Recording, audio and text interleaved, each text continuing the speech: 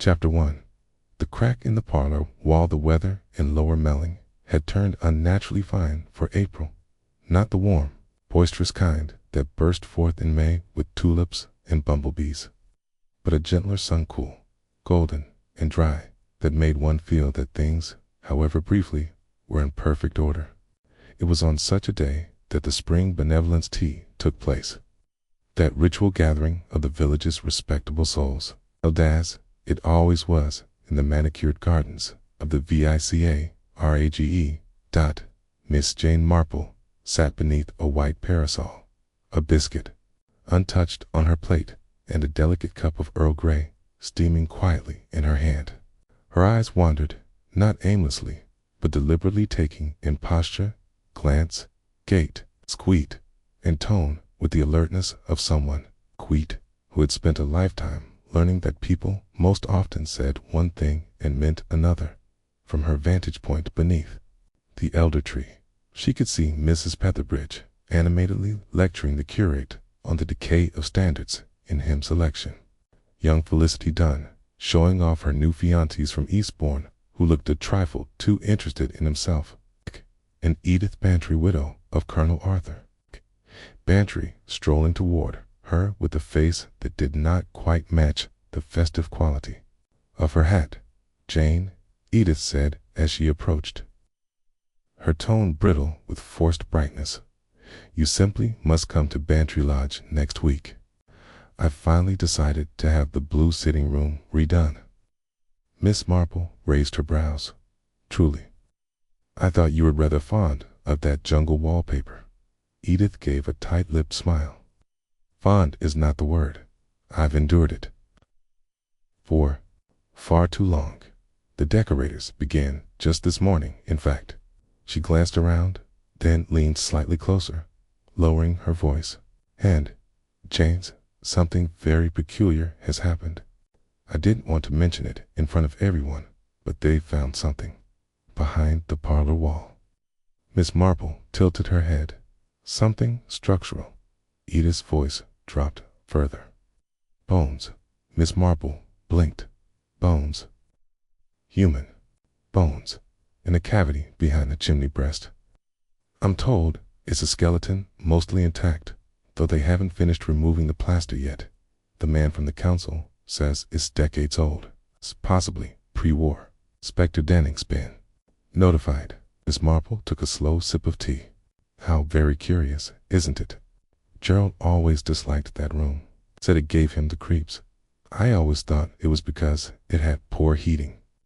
"Perhaps he was more intuitive than we gave him credit for," Miss Marple said.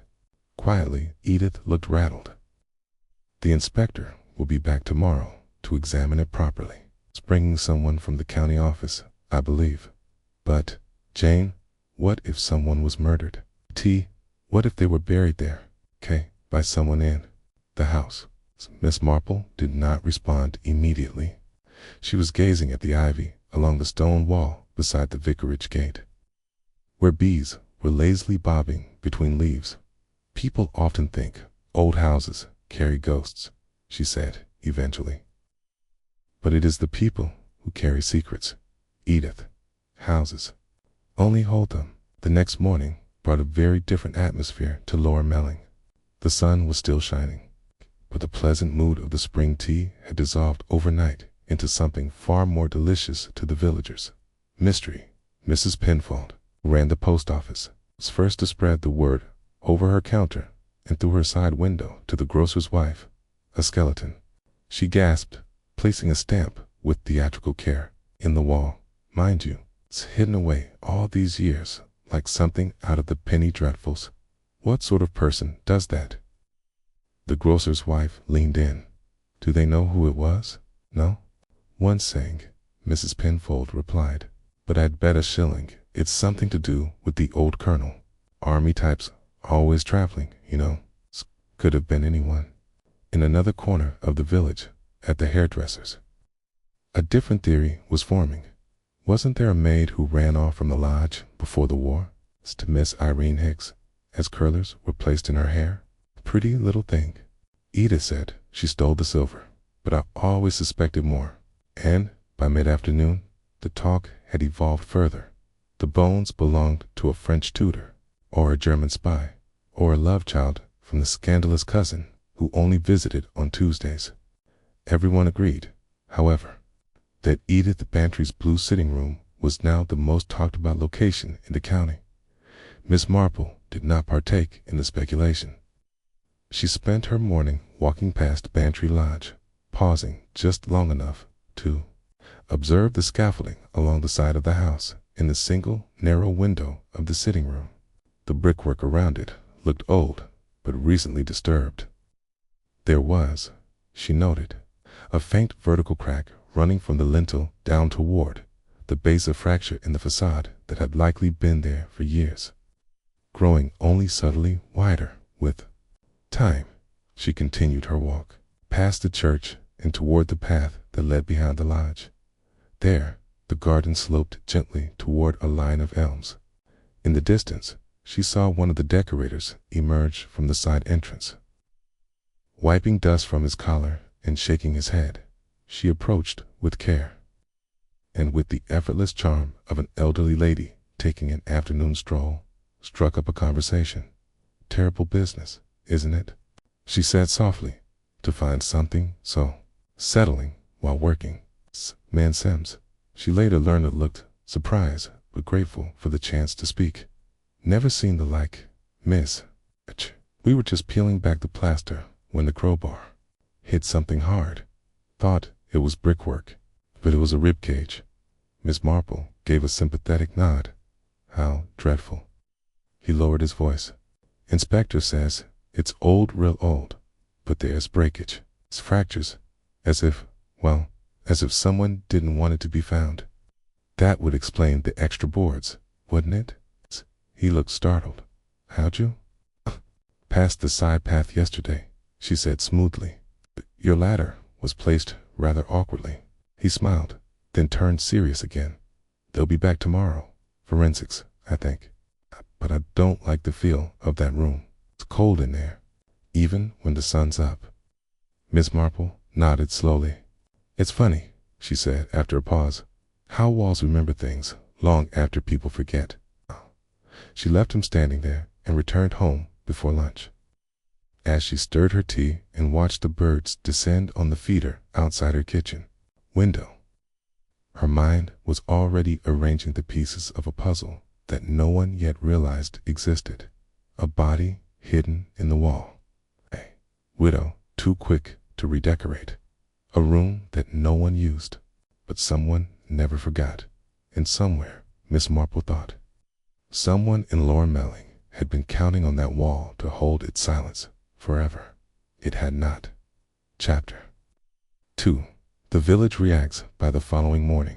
The discovery at Bantry Lodge had moved from a private shock to a public obsession. Lower Melling, usually a place of tidy hedges, long silences, and routines so well established they might have been codified in scripture, was abuzz with speculation. Rumors, like dandelion fluff in the wind, drifted from doorstep to doorstep, clinging to everyone and everything at the village shop. Mrs. Penfold had stopped pretending to mind the till and was openly leaning over the counter, whispering to Miss Beatrice Lenham, "Well, it must have been murder. What else would Bones be doing behind a wall?" she declared, her voice carrying despite the conspiratorial tone. "People don't just die and tuck themselves into chimney spaces, do they?" Miss Lenham, who had once fainted when someone dropped a teacup, nodded with wide eyes. They say. The skull was cracked, a fracture across the top, clean, like a hammer blow. "Where did you hear that?" "The vicar's sister. She spoke to one of the constables, said it was definitely violent. They had to bring a forensic man down from Brixford. Said he looked terribly serious. You know, the sort thin, bespectacled. Absolutely no sense of humor." At that precise moment, the shop bell tinkled, and a new whisper began as Edith Bantry herself walked in. Her face was pale, but composed. She wore a dark hat with a modest veil and a coat that had not been seen since the days when Gerald Bantry had still hosted hunting lunches. Her lips were pursed with something approaching grim dignity, and her eyes flicked once to each woman in the room before landing squarely on the grocer behind the counter. "Milk," she said calmly. "2 pints and a half pound of unsalted butter, the proper kind." The room stood frozen as the grocer complied, every rustle of wax paper echoing like thunder. Edith accepted the goods without so much as a glance at the others, and with a perfectly composed "good morning," she turned and left. It wasn't until the door swung shut behind her that breath returned to the room. "Well, Mrs. Penfold," said, recovering. "If that's not guilt disguised as poise, I don't know what is." But Miss Marple, standing in the shadowed corner by the dry goods shelves, thought otherwise. She had watched Edith's movements closely, the controlled gait, the quiet tremble of her gloved hands, the overly formal dress. It wasn't guilt, not yet. It was dread. The dread of someone who suspects the answer, but hasn't yet heard it. Later that afternoon, Miss Marple took tea with Reverend Chiswell and his sister Agatha in the vicarage's warm sitting room, where the lace curtains filtered the light into polite little diamonds. "It's appalling," Agatha said, spooning sugar into her tea with the deliberate grace of a woman who had once organized a charity opera. "Imagine hiding a body inside a wall, and so old, too. Who would even have lived at the lodge at the time?" "Well, the Bantrys have owned the place for generations," Reverend Chiswell replied. "But the house was mostly empty during the war years, wasn't it?" Miss Marple set her cup down. "Yes, Gerald Bantry served abroad in North Africa." Edith volunteered with the women's auxiliary, I believe, but the lodge remained staffed, albeit lightly. There was a groundskeeper and 2 live-in maids, if I recall. Agatha leaned in. "The tall one left suddenly, didn't she? Maureen something. The other girl, last married a man from the neighboring village and opened a shop." Miss Marple's eyes twinkled faintly. "Maureen Blythe. She left in 1943, supposedly ran off with a traveling salesman, though I recall her suitcase was still in the attic when the inventory was taken. I helped Edith compile it." Reverend Chiswell looked up. "You think this skeleton might be her?" Miss Marple smiled gently. "I don't think anything yet, Vicar, but I do recall that Maureen had a sweetheart, gone man from Brixford, who used to meet her at the back gate." Edith disapproved, but Maureen always claimed he was a gentleman. "Do you know his name?" "No, but I suspect Edith might or did." The room grew quiet. Finally, Reverend Chiswell said, "Do you believe Edith knows more than she's saying?" "I believe," Miss Marple replied slowly, "that Edith is afraid she's about to find out something she never wished to know. And that's quite different from guilt." That evening, Inspector Denning returned to Bantry Lodge with 2 men. From the county, one in a brown suit and thick glasses, the other in the crisp uniform of a forensic officer. At tea, they entered the side of the house discreetly. Dotty, but discreet was not discreet enough in Lower Melling. Mrs. Mapplethorpe had seen them from her front parlor and phoned her cousin within 5 minutes. By nightfall, everyone knew that something had been removed from the wall. It was said, though unconfirmed, that a ring had been found. Gold, worn nearly smooth, but still bearing a faint engraving. K-name, or perhaps initials. Miss Marple sat quietly by her fireside, the day's events spinning in her mind like threads on a spindle. Names, faces, years, a ring. It was the ring that changed everything. She had seen a similar one once, years ago, at a church fete, worn on the chain around Maureen Blythe's neck. It had glinted in the sun as the girl poured lemonade, her smile wide, her cheeks pink. "I don't wear it on my finger," she'd said to Miss Marple, shyly. "Not yet. Not until he asks properly." Miss Marple had nodded, forgotten, until now. The ring had never been returned. Maureen had vanished. Her sweetheart had never come forward. and Edith Bantry had never spoken about it beyond a clipped, disapproving dismissal. But time, as Marple knew, was not a straight line. It was a spiral. Secrets came round again, no matter how deeply they were buried. She took out her notebook and turned to a fresh page. She wrote one word at the top, Maureen, and beneath it, 3 questions. Who was the man who buried her? Who knew and stayed silent? She tapped the end of her pencil gently against the paper. Tomorrow she would visit Edith again, but this time she wouldn't ask about wallpaper or teacups. She would ask about the summer of 1943 and see where Edith's eyes looked when she thought no one was watching. Chapter 3.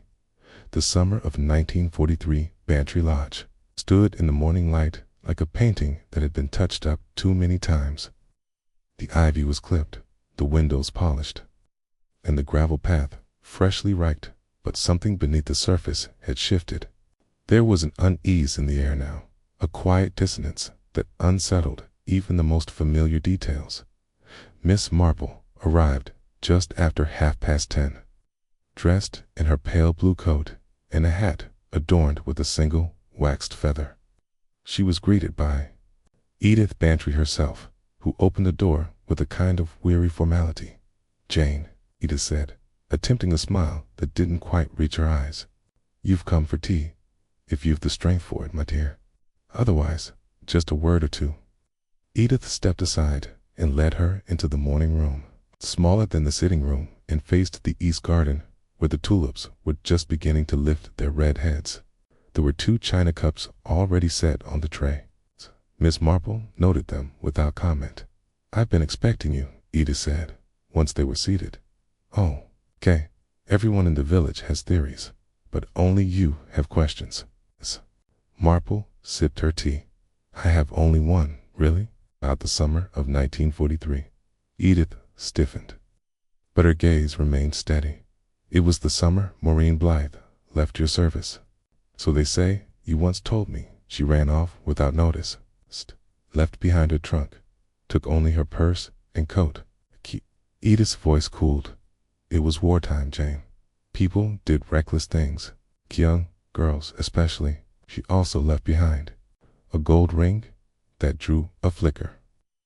The slightest pause in the stirring of her tea, Miss Marple continued gently.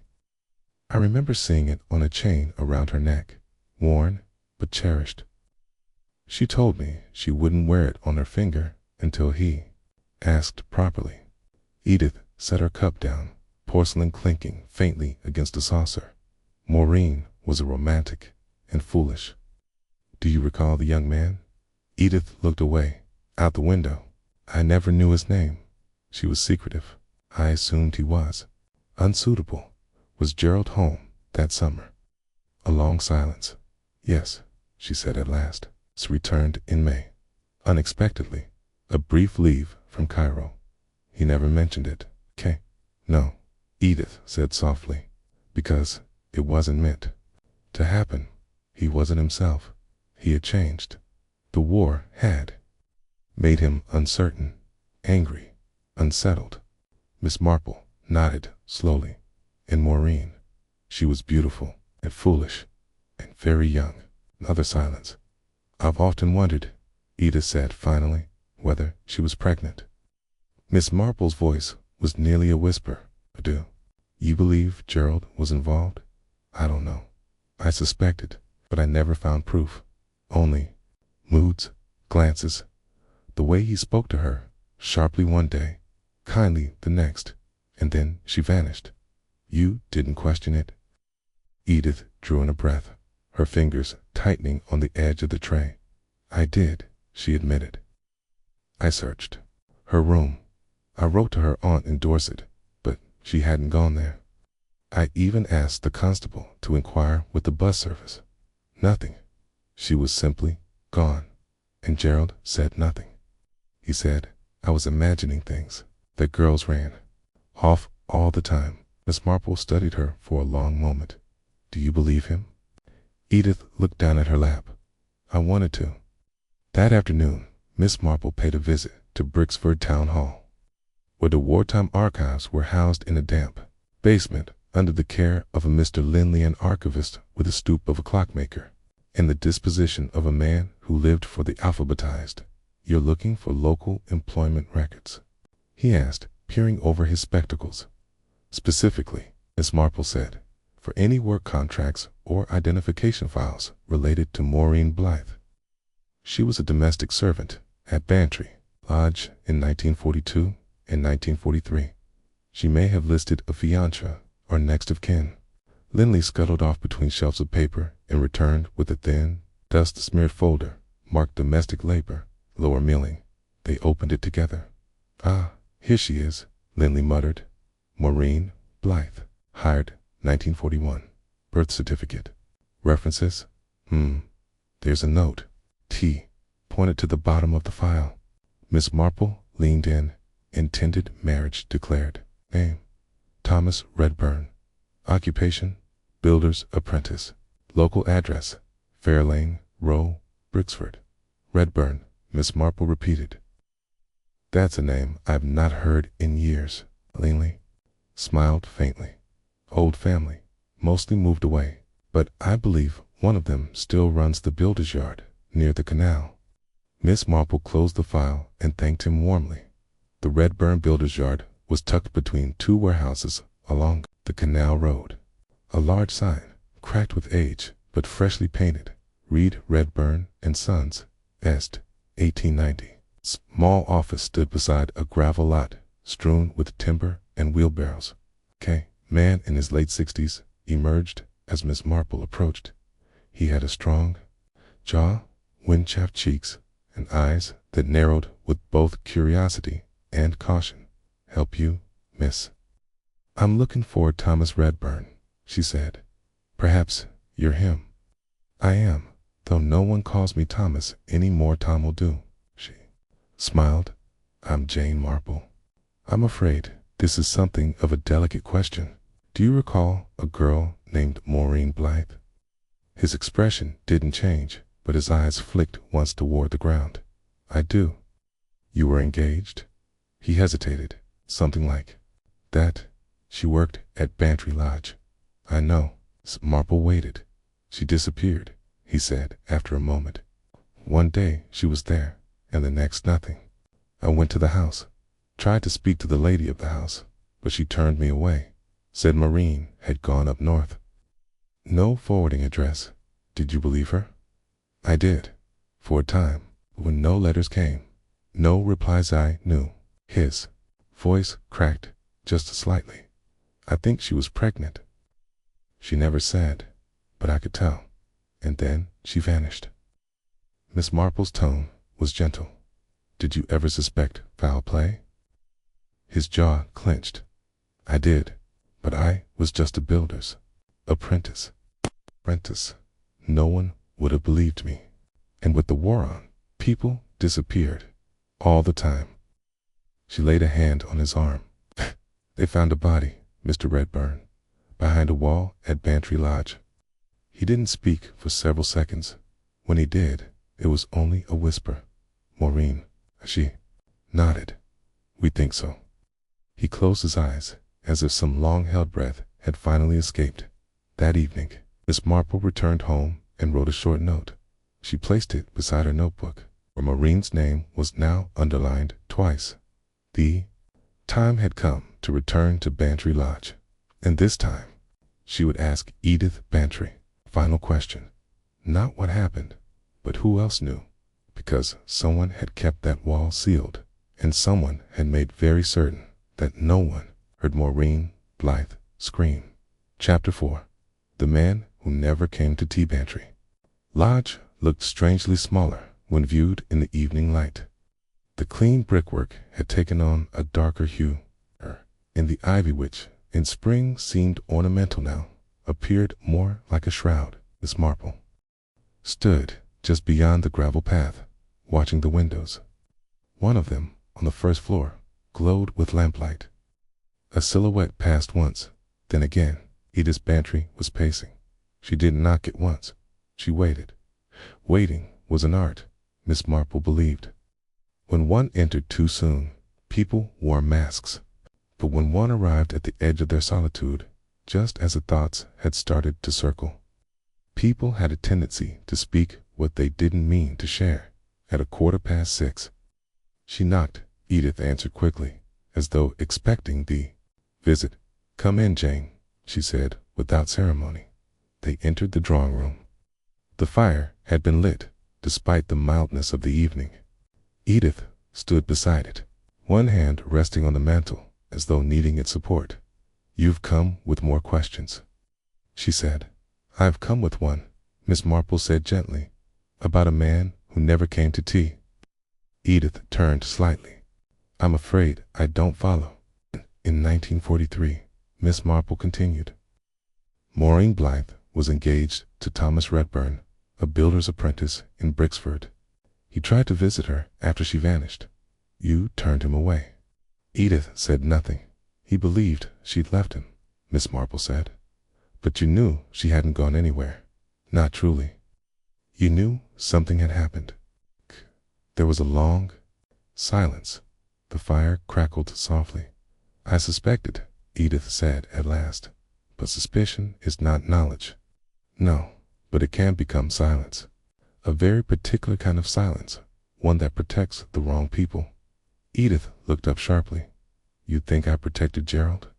"I think," Miss Marple said, "that you suspected he was involved, but never asked him outright. Because you didn't want the answer?"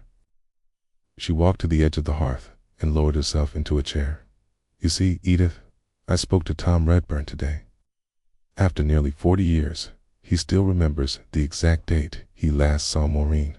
He remembered the dress she wore, the way she smiled, and he remembers that she was frightened. She'd written to him once a letter that he never received. But her aunt found it in a drawer years later. In it, she said she had something too. Tell him something important." Edith's voice cracked. "I never knew about a letter." "No," Miss Marple said.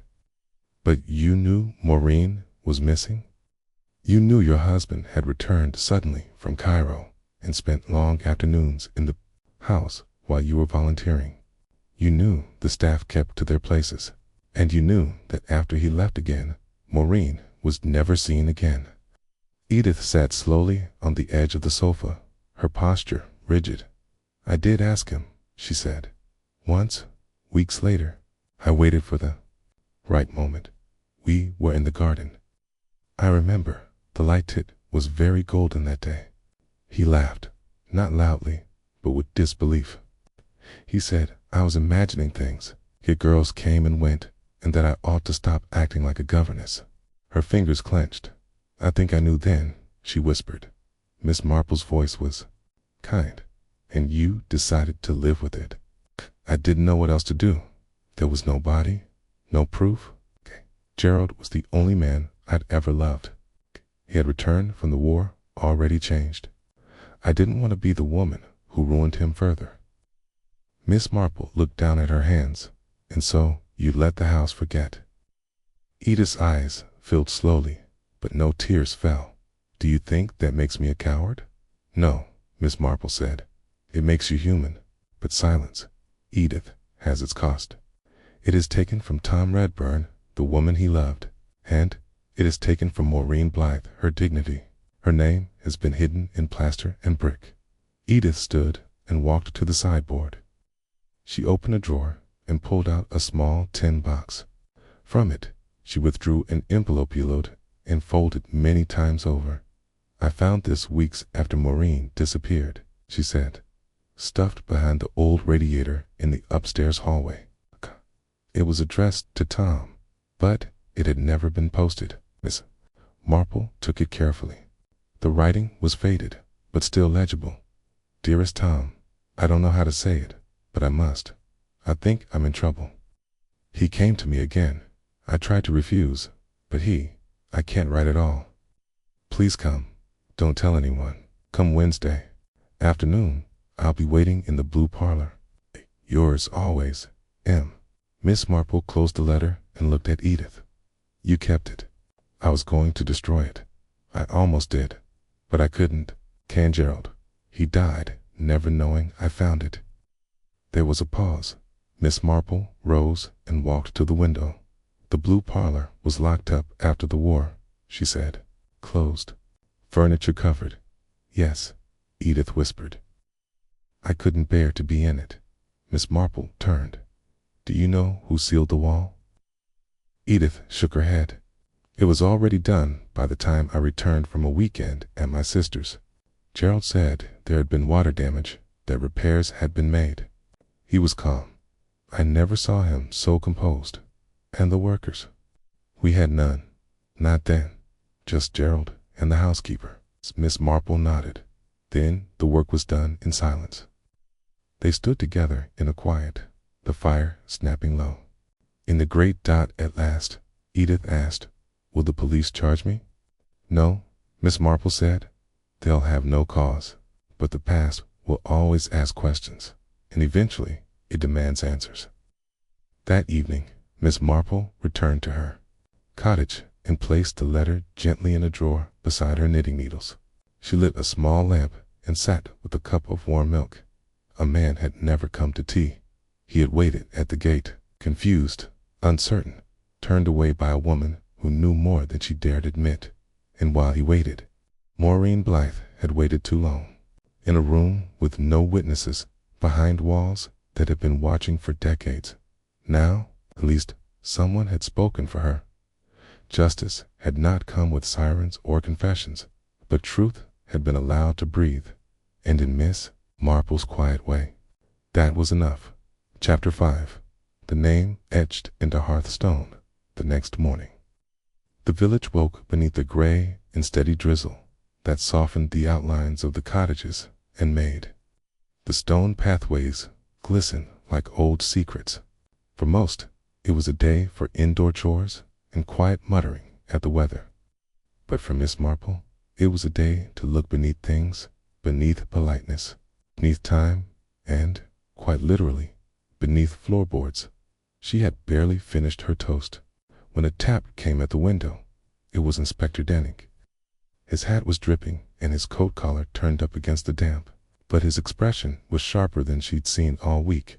I thought you might like to accompany me back to Bantry Lodge, he said after she welcomed him in. They've cleared the final layers around the chimney. There's something unusual. I'd value your opinion. Of course, she said, setting aside her knitting without hesitation. Let me fetch my scarf. The blue parlor had changed. Since Miss Marple had last seen it, no longer sealed or shuttered, but gutted. The wallpaper had been stripped to its barest layer. The furniture removed, and the hearth pulled forward to expose the hidden space behind the chimney. The smell of damp plaster still hung in the air, mixing with coal dust and something older, less tangible memory, perhaps. Two constables stood off to the side, their boots dusty and their faces grim. One nodded as Denning and Miss Marple stepped through the doorway. Here, Denning said, pointing toward the now exposed brickwork along the floor by the hearth. We lifted the final slate panel and found this etched underneath. Marple leaned forward. A single brick, worn and blackened by time, had been crudely scratched with the name M. Blythe.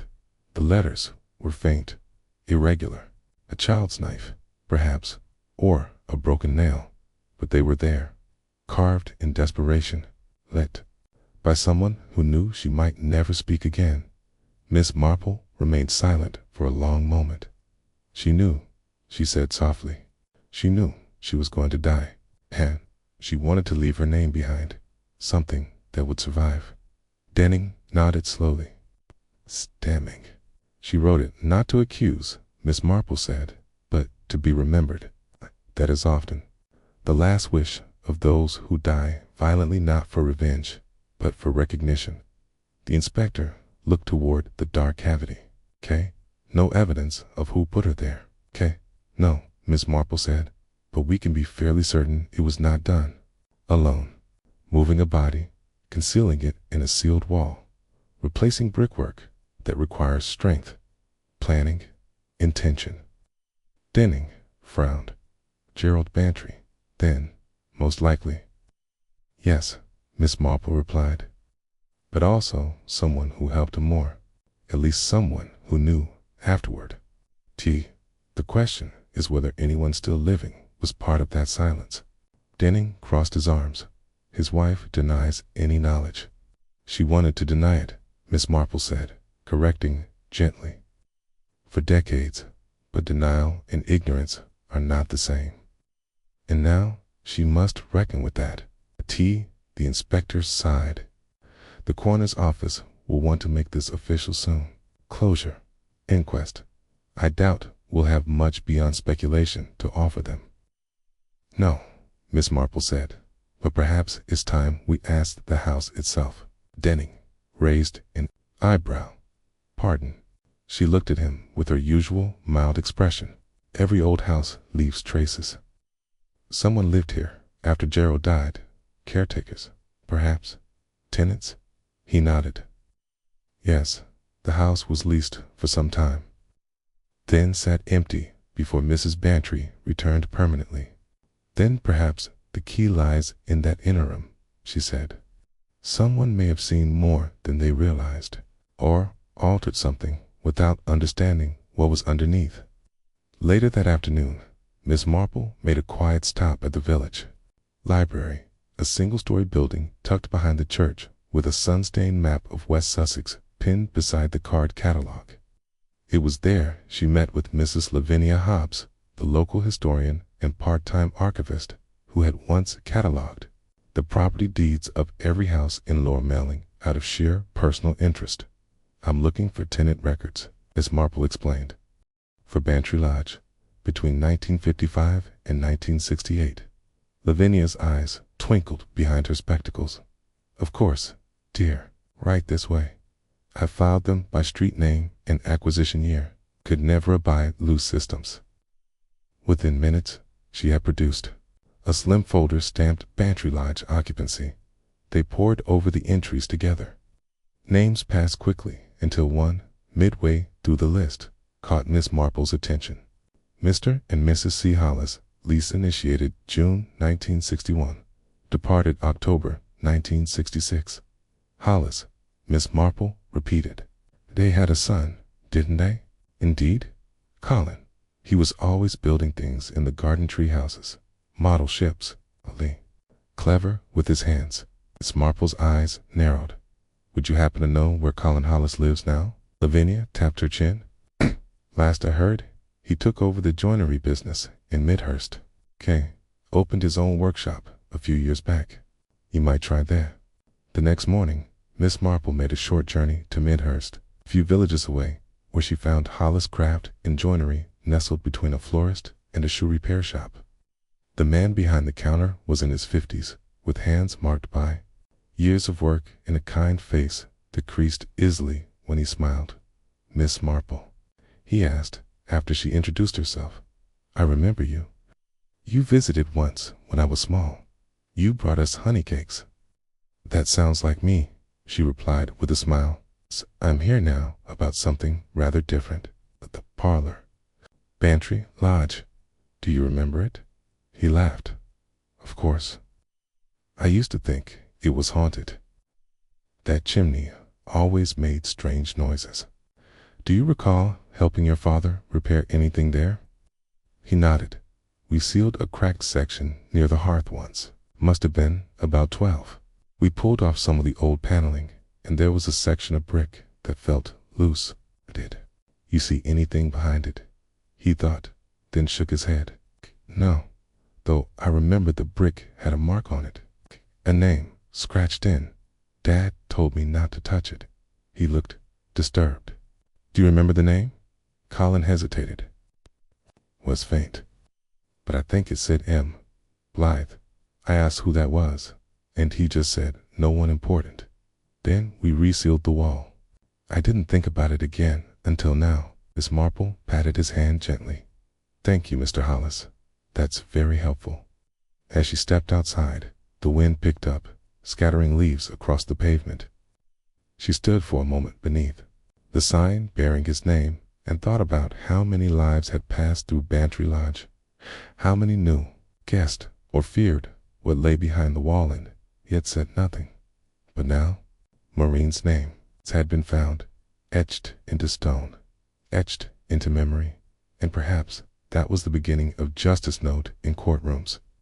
But in The Restoration of Truth, Chapter 6, Tea with Inspector Denning, by Thursday afternoon, the rain had given way to a soft, brittle sunshine that lingered tentatively on the village rooftops. It was the sort of weather that seemed to excuse everything from idle gossip to overboiled cabbage, and yet, for Miss Marple, it brought no relief. The events of the past few days had uncovered not just the past, but a weight of silence too, long preserved, and so, when Inspector Denning arrived at her cottage, hat in hand, and a wariness about his eyes, Miss Marple was already preparing a second teacup. "I thought you might come," she said, as she opened the door, stepping aside, with the quiet grace of someone who had always known when company was due. Denning removed his coat and placed it on the rack. "I'll admit, I didn't expect to be summoned for tea by the very woman whose instincts are now halfway through solving my case." Miss Marple smiled. "I wouldn't presume to take your work from you, Inspector, but I do think it's time we shared notes. Milk? Just a splash." They sat in the sitting room, the fire crackling low, and a plate of digestive biscuits between them. Miss Marple poured past the cup with both hands and folded her own carefully in her lap. "I've spoken to Colin Hollis," she began. "He helped his father repair the hearthstone at Bantry Lodge when he was a boy. He saw Maureen Blythe's name scratched into the brick." Denning exhaled. "So she left her own marker. That explains the inscription, and it aligns with the coroners estimate the body's been there since 43. Miss Marple nodded. Colin remembered his father reacting oddly disturbed, but silent. He was told not to speak of it again. Another silence folded neatly into the larger one. Denning took a sip. "That matches our records. The Hollises rented the lodge for 5 years. The house had already changed hands so many times by then. The local authorities never connected the odd brickwork to anything sinister." Miss Marple studied him for a moment. "You seem uneasy, Inspector." He set his cup down with more care than necessary. "It's this conclusion we're nearing. It's the moment where we say, this is how it happened, but there's no living suspect. Gerald Bantry's long dead, and Edith Bantry, for all her silence, cannot be tied legally to the concealment. We're left with an unprosecutable truth." "Truth," Miss Marple said gently, "doesn't always need a courtroom to be known." Denning looked at her, his brow creasing. "That's a difficult message for a police inspector."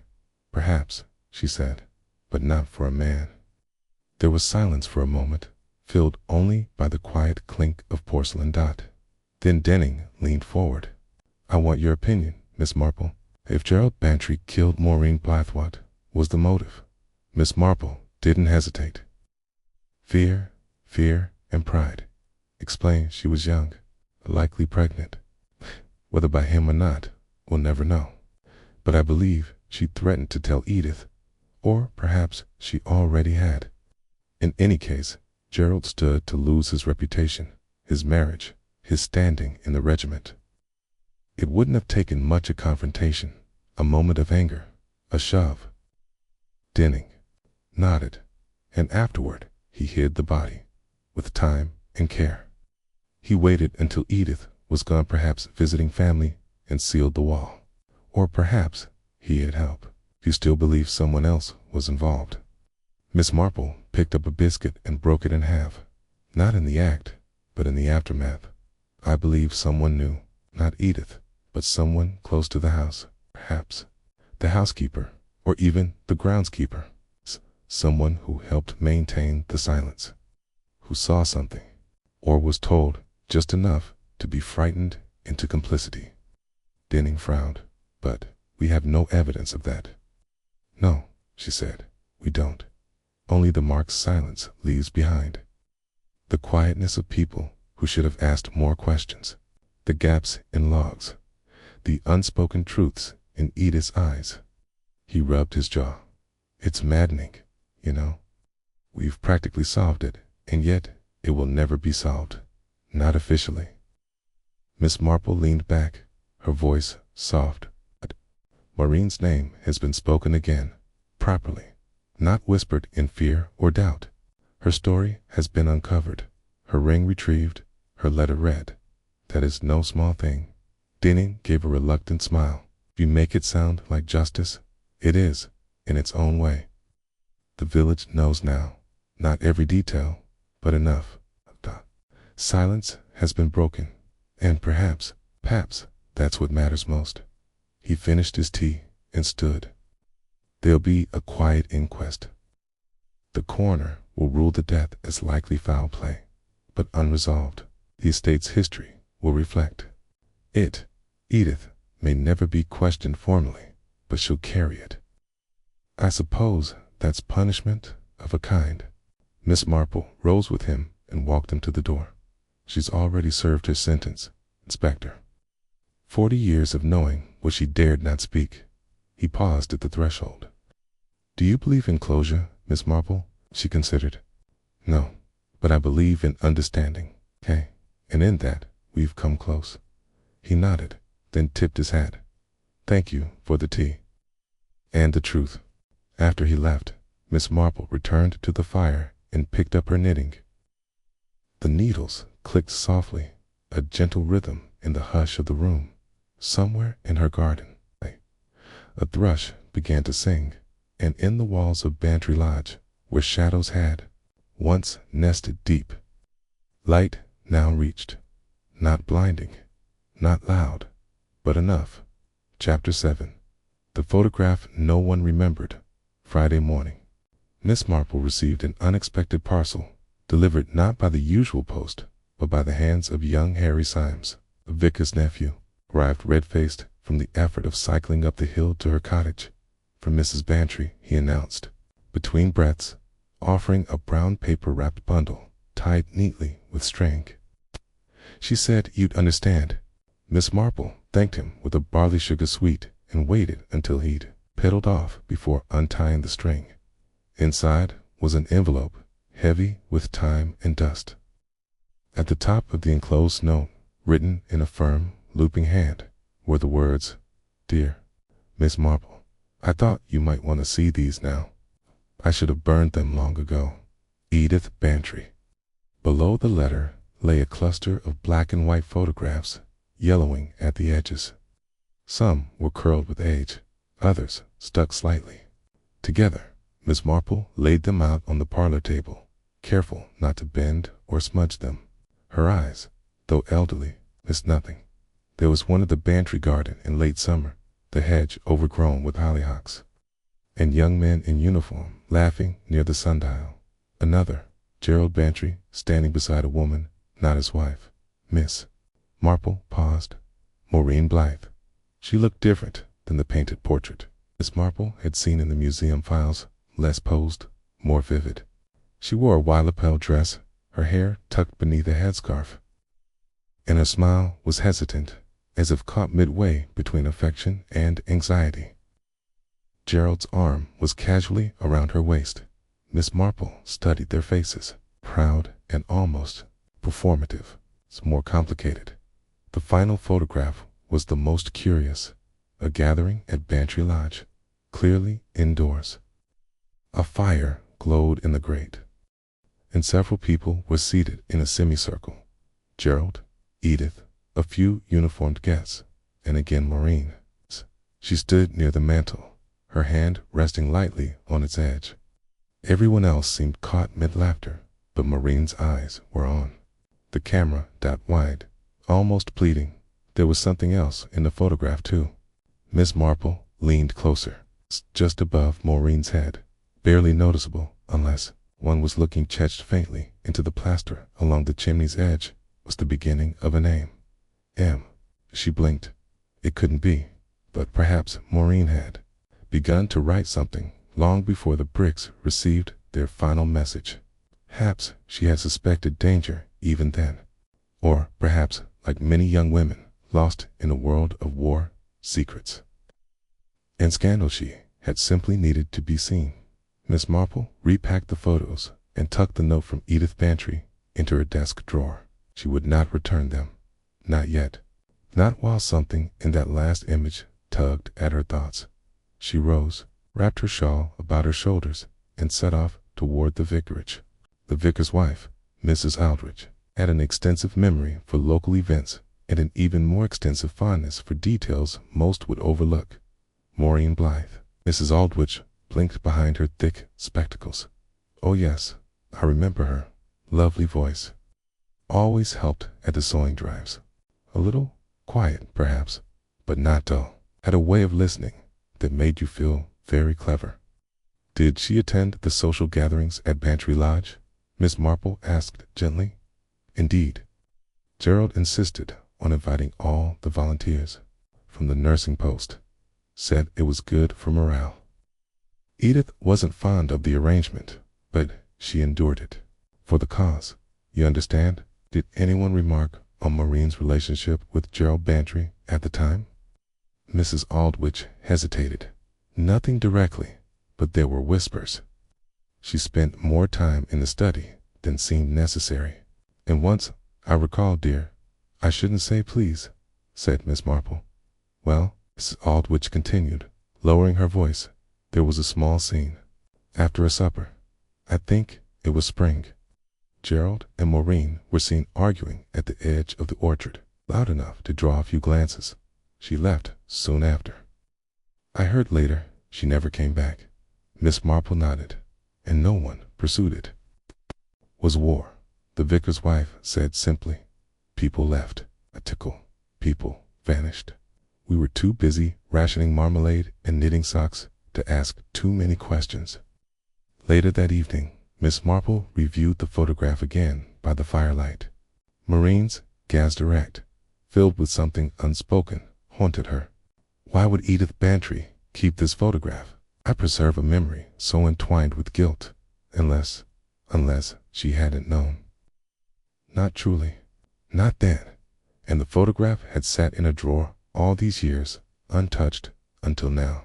Until guilt became unbearable, or age made silence heavier than truth. A knock on the door broke her thoughts. It was Inspector Denning. I thought you should know, he said as he stepped inside. We've confirmed the handwriting on the brick matches Maureen Blythe's letter from the museum archive. Same formation on the M, same flick of the Y. Miss Marple nodded. Then there's no doubt. There's more, he added. I did some digging into Gerald Bantry's finances. It turns out there was a single payment, discreet but traceable, made to a Miss Pino Fulneem in 1944, just after Maureen's disappearance. P. Possibly a relative, or someone paid to keep quiet. A midwife, perhaps, or a friend. Miss Marple's eyes narrowed. Someone who took in a child. Denning's eyes widened. You think? Yes. I think Maureen may have been pregnant, and I think Gerald, for all his pride, could not bear the consequences. The inspector looked at the photograph Miss Marple had left on the table. She looks like she's asking for help. She was, Miss Marple said quietly. But no one listened. Until now. Chapter 8. A name in the parish records by Saturday morning. Miss Marple found herself standing in the narrow stone hallway of the parish office, the air smelling faintly of mildew and dried ink. The village church of St. Cuthbert's had stood for nearly 3 centuries, its records older still. If there was any truth to the theory she and Inspector Denning had quietly reached the night before that Maureen Blythe had borne a child before her untimely disappearance, it would lie buried somewhere in the yellowed pages of the parish ledger. The Reverend Simmons, a mild man with a penchant for Latin inscriptions, had greeted her with the usual blend of respect and bewildered admiration. He knew, as most in Lower Melling did, that Miss Marple was not simply a retired lady who liked knitting. And though he hadn't asked what she was searching for, he had unlocked the vestry archive without question. The birth records are in those volumes there, Miss Marple, he had said, pointing to a battered shelf beside a stained glass window. You'll want the war years. They're organized chronologically, more or less. Thank you, Reverend. I won't be long, she'd said, knowing full well she would be there for as long as it took now.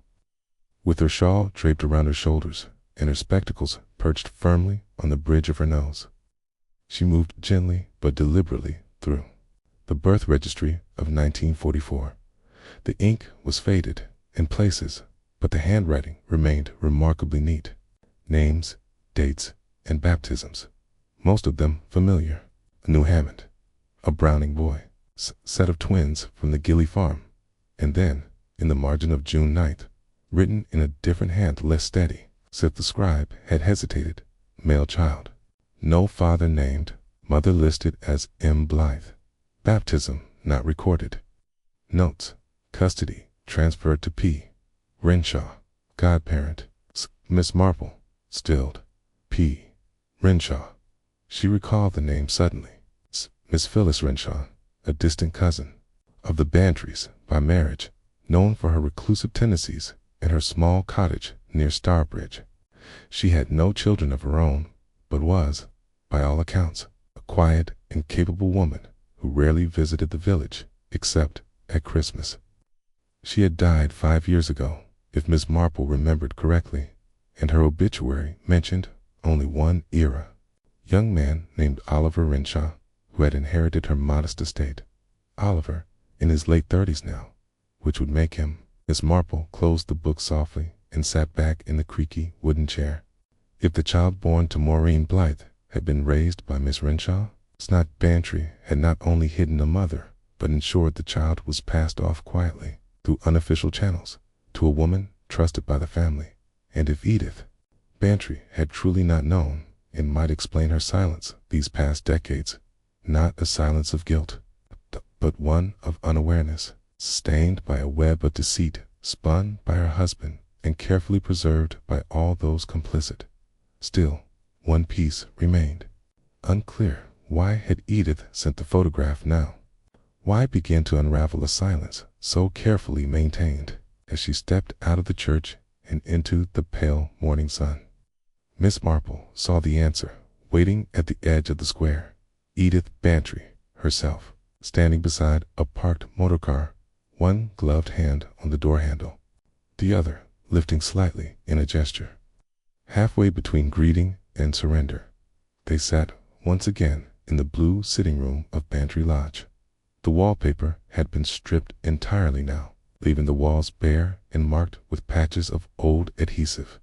The room smelled faintly of dust and soap, and the hearth where the bones had been discovered was now sealed behind police tape. Miss Marple folded her hands in her lap and looked at her hostess. "You've known something for a long time, haven't you, Edith?" Edith Bantry's eyes were dull with fatigue. Her voice, when it came, was calm and deliberate. "Not everything, but enough." "Did you know about the child?" "No," Edith said. "Not until I found a letter." "A letter."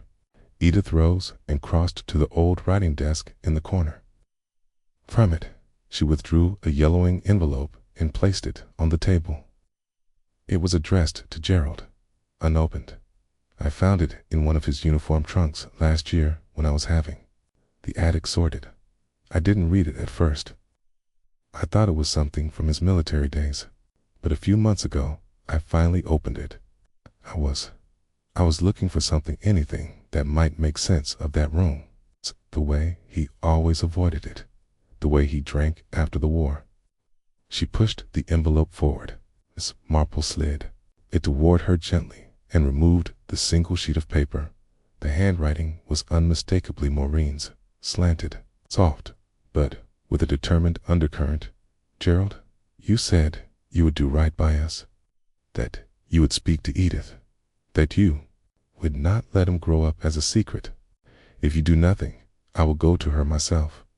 I do not want to shame you, but I will not raise this child in shadows. I expect to hear from you before the end of the week." Miss Marple read it twice, then folded it back into the envelope. "She never sent it," she said softly. "She tried," Edith replied, "but I believe Gerald intercepted it, perhaps even confronted her." Perhaps that very day. And the child. Renshaw took him. Carroll arranged it, I imagine. He always liked to fix things quietly. Miss Marple stood and looked around the stripped-down parlor. The truth felt like a draft in a room, something invisible but undeniable. You understand what this means, Edith? Yes, she whispered. And I've written to Oliver. I told him everything I know. He has a right to it now. Miss Marple reached out, placing a hand gently on the woman's shoulder. Thank you. For a moment, there was nothing but the soft ticking of the clock on the mantel. Then Edith looked up, her voice almost childlike. Do you think it was love between them? Miss Marple considered. Perhaps, Rue, perhaps it was need, and loneliness, and the illusion of love in wartime. But whatever it was, it deserved better than a wall and silence. Edith closed her eyes. Yes, it did. Chapter 9. A Quiet Return. It was just after 4 o'clock on Sunday afternoon when Oliver Renshaw stepped off the coach from Stourbridge. Miss Marple watched him from her garden gate, a small, composed figure amid the budding dahlias and marigolds. He had the look of a man not quite accustomed to villages, his coat too dark for the weather, and his eyes flickering from shop to hedgerow, as though searching for something not yet named. He was in his late 30s, just as she'd imagined him, thoughtful, with a stillness about him that felt practiced, not shy. No, guarded, the kind of quiet that grows in children who've been raised on secrets. When she greeted him with a gentle, Mr. Renshaw, I believe, I looked at her for a long moment before nodding. Miss Marple, I believe. You've received a letter from Mrs. Bantry. He pulled a folded page from his coat pocket and held it loosely in one hand. I read it twice. It doesn't feel real. I dare say it doesn't, she said kindly. But it is. She led him into the cottage, where the tea was already laid, and the afternoon light painted soft gold across the parlor. He sat, still, without speaking, till she poured his tea and gently nudged a plate of currant buns toward him. She said, my mother's name was Maureen. He said finally, Maureen Blythe. I'd never heard that name before last week. And your guardian, Miss Renshaw, she never mentioned her. No, I thought she was my great aunt. She called me dear boy and told me my parents had died in the war. That was all. Miss Marple gave him a moment, letting the silence settle. She wasn't unkind, he added suddenly. She was stern, but I was cared for. He shook his head. I never knew there was anyone else. Miss Marple's gaze was thoughtful. Your mother, she said gently, was kind, observant, and terribly alone. But she was drawn into something beyond her power to control. And then, when she became inconvenient to a man who valued reputation above compassion, she disappeared. Oliver stared into his teacup. Annie never acknowledged me. No, but he made arrangements. He ensured you were placed somewhere safe. That, at least, he did. But not for her, Oliver said, his voice sharper now. Not for Maureen. Miss Marple didn't answer immediately. She reached into the basket beside her and drew out the photograph Edith Bantry had sent. She passed it across the table. Oliver looked at it, puzzled. That's her? Yes. She looks. He paused. She looks like she's about to say something, but no one's listening. That is exactly right. He set the photograph down. What happens now? You have a choice, Miss Marple said. No one is forcing you to step into this history. You could leave it behind. Live your life as you always have. Or I find out who I am, he said quietly. She nodded. There's one more person you may want to speak with, Miss Marple added after a pause. Mrs. Bantry. I believe she wants to meet you. Bantry Lodge looked different now. The scaffolding had been removed, the wallpaper stripped, the fire grate still sealed, but the atmosphere had changed, most of all lighter, strangely, as though a weight had been drawn up through the chimney with the dust and buried bones. Edith Bantry met them at the door. dressed in simple gray and a string of pearls that had belonged to her mother. She took one long look at Oliver, and for a moment Miss Marple feared she might falter. But instead, she reached forward and took his hand.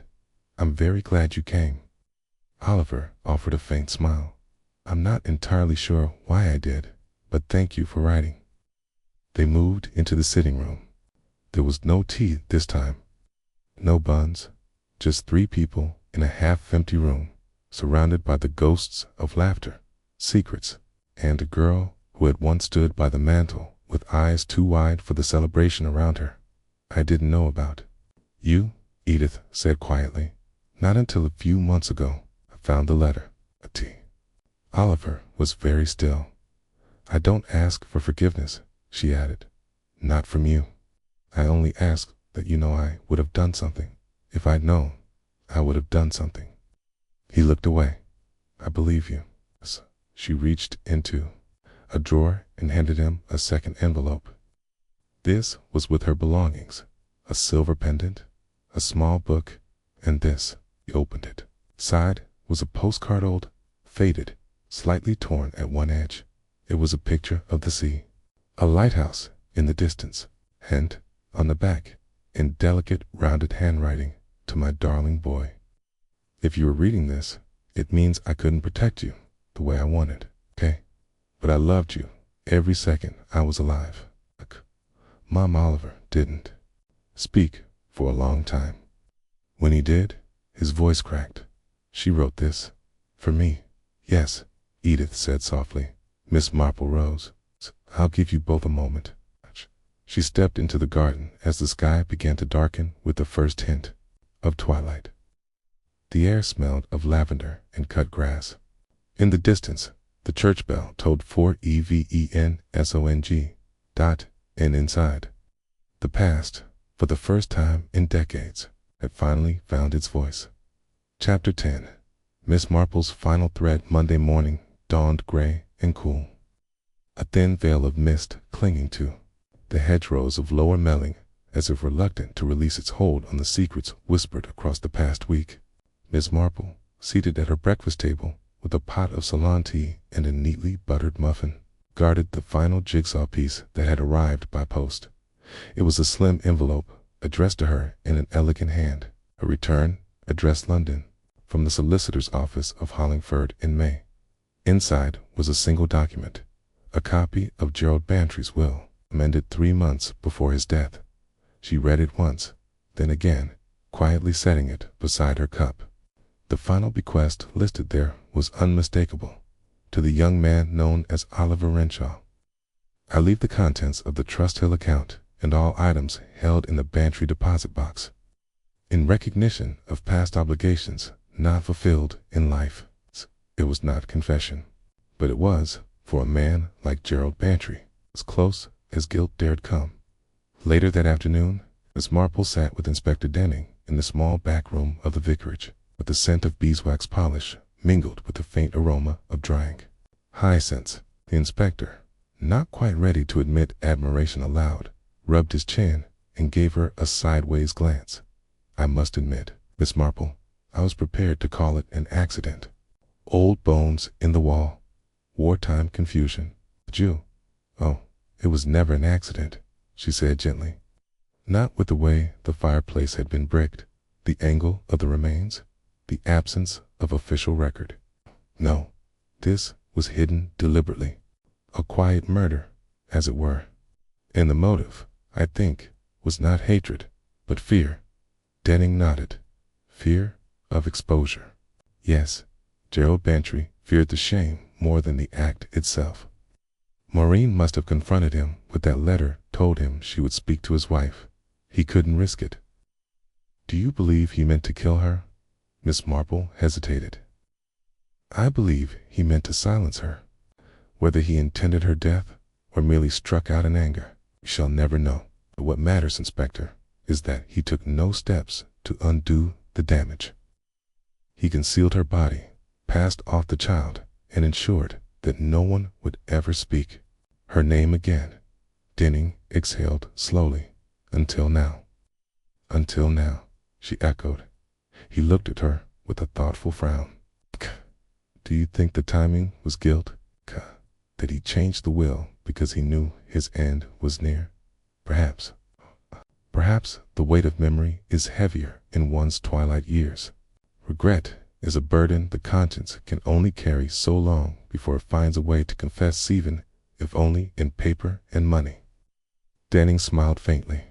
You speak as if you've seen it before. Oh, I have, said Miss Marple with a twinkle in her eye. Many times. People do the oddest things when they think they're about to die, and often the most honest. The next day, Lower Melling returned to itself gently, as if stretching after a long, stiff sleep in the greengrocer's. Mrs. Payne once again argued with old Mr. Weathers over the price of apples. The postman, Tom Leslie, whistled as he passed the bakery. The children, now on summer break, dashed through the green with kites and sticky hands, and no one, not even the gossips behind the lace curtain, spoke aloud about what had been found behind the fireplace at Bantry Lodge. But the silence had changed. It was no longer the silence of repression. It was the silence of something spoken and finally understood. Miss Marple walked slowly through the village, a letter from Oliver in her handbag. He had chosen to remain in Stourbridge, he said, but intended to visit often. He had enclosed a photograph himself beside Edith Bantry, both of them awkward but smiling beneath a flowering tree. Thank you, the note read, for finding the name I never had, and the truth I didn't know I needed. Miss Marple returned the letter to her bag and turned down the lane leading to the churchyard. She paused near the low stone wall and looked out across the meadow where the mist had finally lifted. Maureen Blythe would never be known to the world. No grand inquest, no news reports, but her story, at last, had been told, and that, in Miss Marple's mind, was justice enough. She sat on the bench beneath the old hawthorn tree and watched the wind stir the long grass, the branches whispering secrets to the sky. She reached into her knitting basket and resumed her latest project, pale blue wool. Soft and warmed, thought about the oddness of people, the cruelty they commit in the name of love, and the redemptions they seek when time begins to run short. After all, she reflected, murder is rarely a matter of brutality alone. Most often, it's a matter of vanity or pride, or, in this case, the desperate, misguided attempt to erase a mistake by burying it inside a wall. But the truth, like ivy, has a way of creeping through cracks.